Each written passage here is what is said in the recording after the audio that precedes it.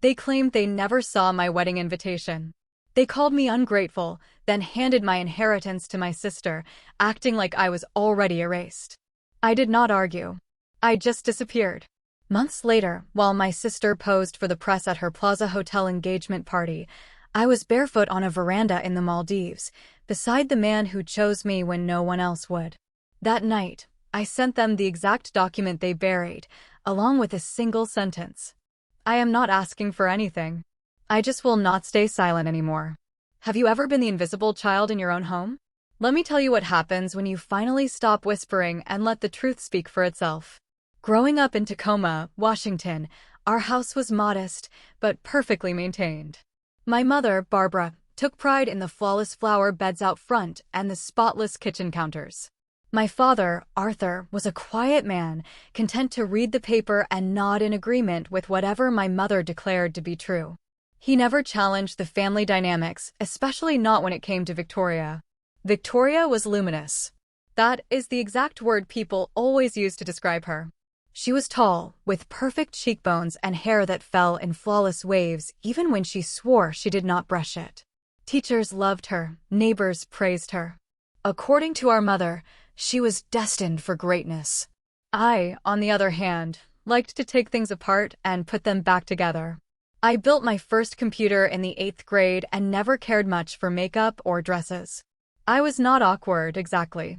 Just invisible. And in a house where visibility equaled value, that made all the difference.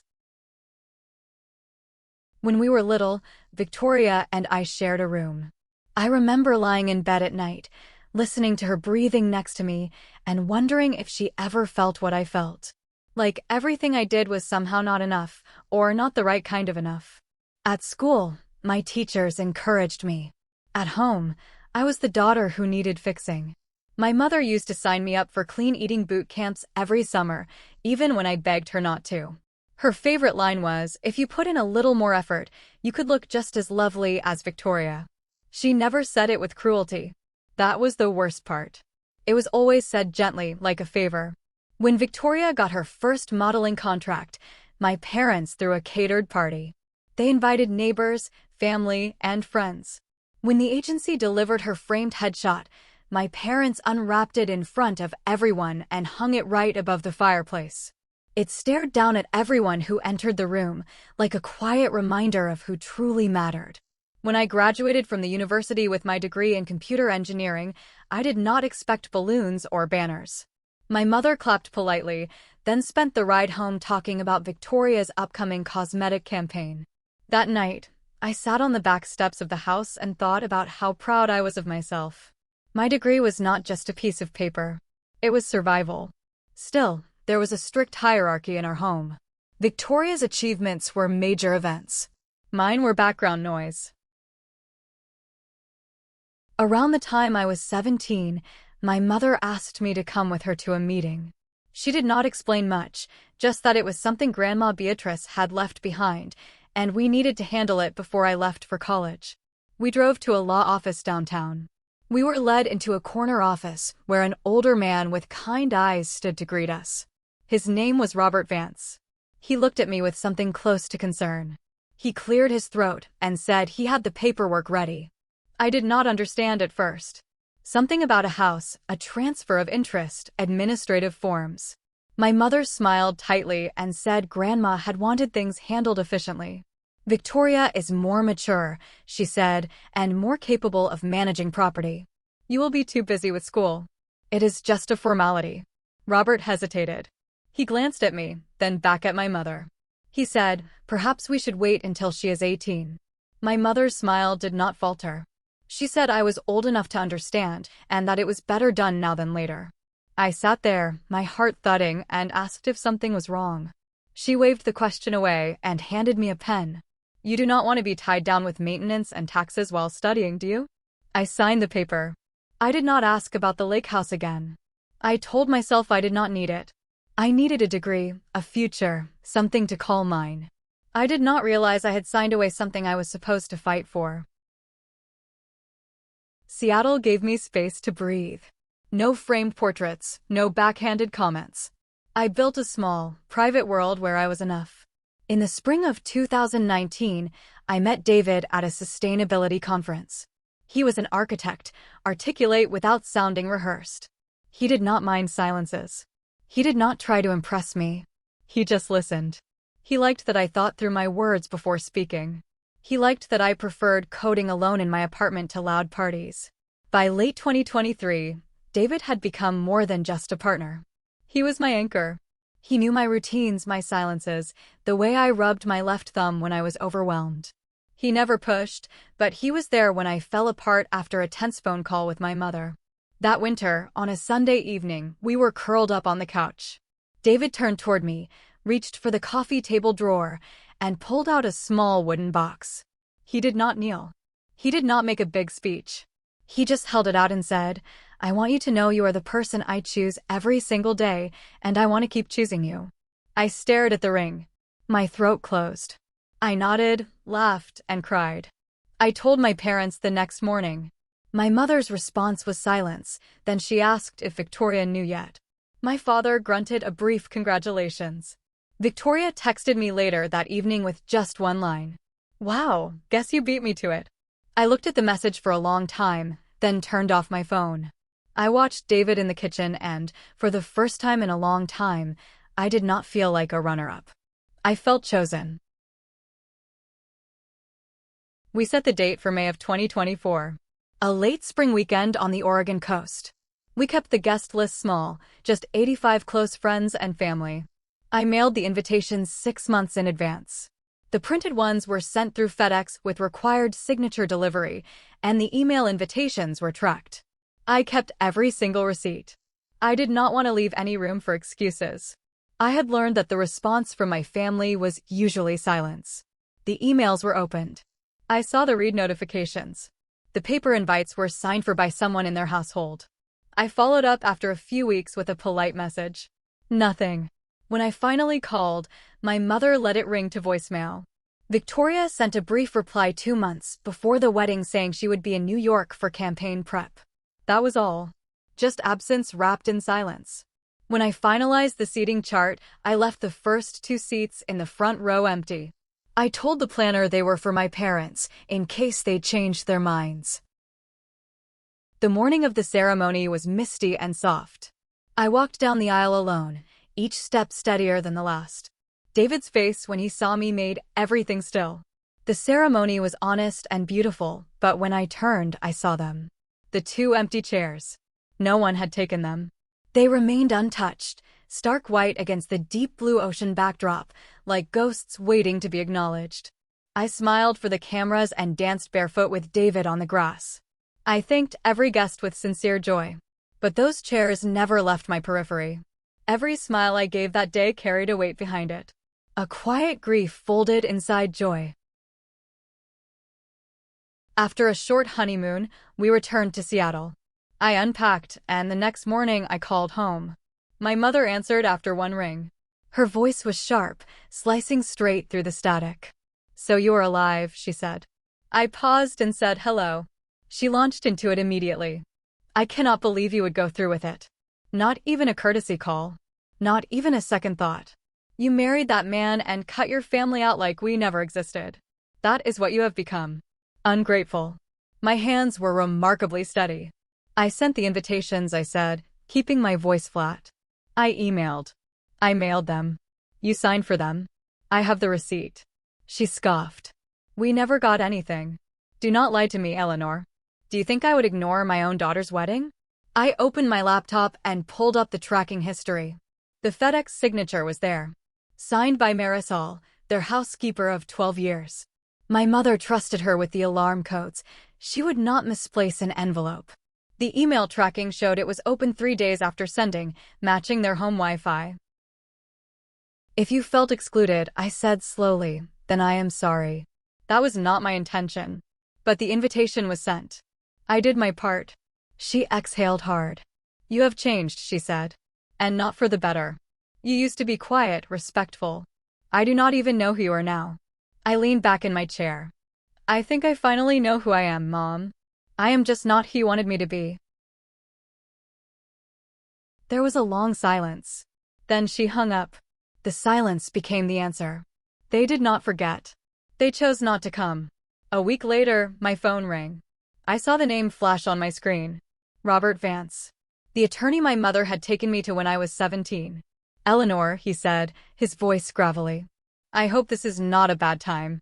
I have recently closed my law practice, and in the process of clearing out old files, I came across something that belongs to you. It is your Grandma Beatrice's original will. The one she signed in 2021. I sat straighter. In it, she left you the lakefront cabin and a $450,000 investment portfolio. There is no mention of your sister. This was her last signed version, notarized and witnessed properly. My breath caught. The same cabin I had signed away years ago. That will was never filed, he said. Your mother contacted me after Beatrice passed. She said the family would be handling matters internally and asked me to destroy older documents. I did not. Why are you telling me now? I asked. Because I should have spoken up back then, he replied. I regret not protecting your grandmother's wishes. I assumed your parents were doing what was best. But I could not just shred this and pretend it never existed. She came into my office herself. She said one of you had always taken from her, and one of you had always looked after her without expecting anything in return. I suppose you know which was which. A $450,000 portfolio. The lake cabin. My grandmother had seen me. She had not forgotten me. I told David everything that night. I knew this was not just about property or money. It was about proof that I mattered. It started with a post. Victoria's engagement announcement landed like a bomb on Instagram. A staged photo beside champagne flutes. My parents uploaded throwbacks of Victoria, calling her their shining star. Not a single word about their other daughter. Her bridal shower was held at the Plaza in New York. My mother raved about the floral wall, 1,200 silk roses in pale pink and cream.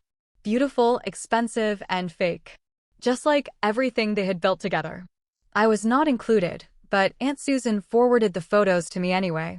That night, I began organizing the truth. I gathered the email confirmations from my wedding planner. I printed the receipts showing the exact delivery time of my wedding invitations. I added screenshots of my wedding photos, circling the 2 empty seats in the front row. And then, the centerpiece.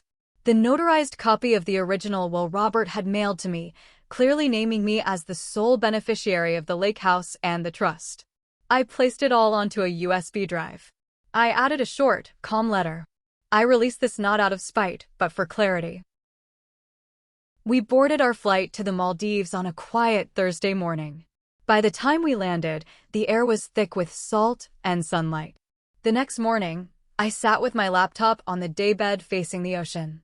The USB stick was plugged in. I reread my letter one more time. I am not asking for anything. I am simply not staying silent anymore. With one deep breath, I hit send. The email went out to every extended family member on the list. Cousins, uncles, aunts. Robert Vance had already prepared the formal submission to the probate office.